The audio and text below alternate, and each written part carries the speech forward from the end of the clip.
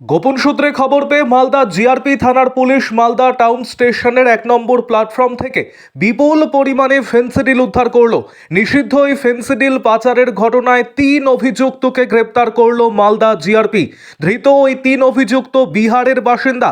উদ্ধার হয়েছে প্রায় 900টি নিষিদ্ধ ফেন্সিডিল সিরাপ, যার বাজার মূল্য 1,90,000 টাকা। জিআরপির প্রাথমিক অনুমান, অভিযুক্তরা ফেন্সিডিলগুলি দিল্লি থেকে মালদায় নিয়ে আসে।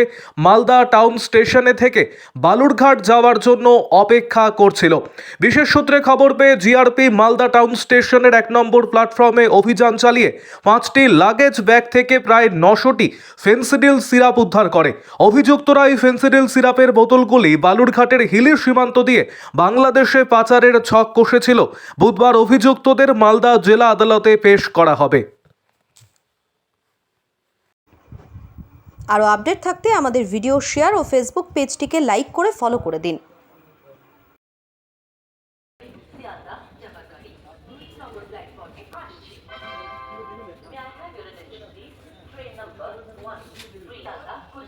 আজকে আমাদের কাছে একটা খবর আসলো যে ব্যাপক পরিমাণে ফেন্সিডিল দিল্লি সাইড থেকে বাংলাদেশ দিকে যাওয়ার কথা যাবে এরকম খবর পেয়েছিলাম আর কি। ওই খবর ওয়ার্কআউট করতে গিয়ে আমরা আজকে তিনজনকে রাত্রিবেলা ধরি। ওদের কাছ থেকে আমরা 5টা ব্যাগ পেয়েছি। 5টা ব্যাগের মধ্যে করিবন 900 বোতল মতো ফেন্সিডিল কফ সিরাপ ছিল। ওটাকে আমরা ধরতে পেরেছি আর তিনজনকে আমরা অ্যারেস্ট করতে পেরেছি। এদের বাড়ি? এরা তিনজনেরই বাড়ি বিহারে।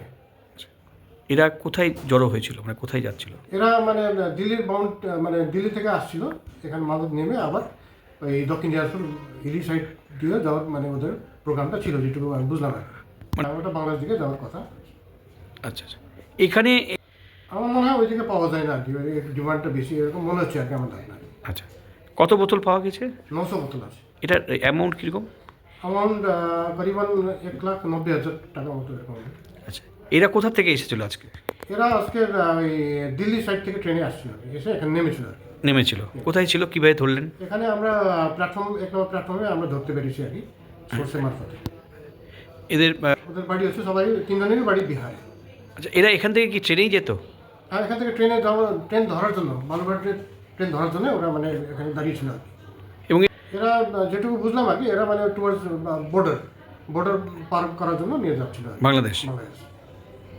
এবার এটাকে আমরা কালকে কোর্টে ফরওয়ার্ড করবো আর রিমান্ড দেবো আমরা, আর এদের সূত্র কথায় কী আছে সেটা দেখবো আর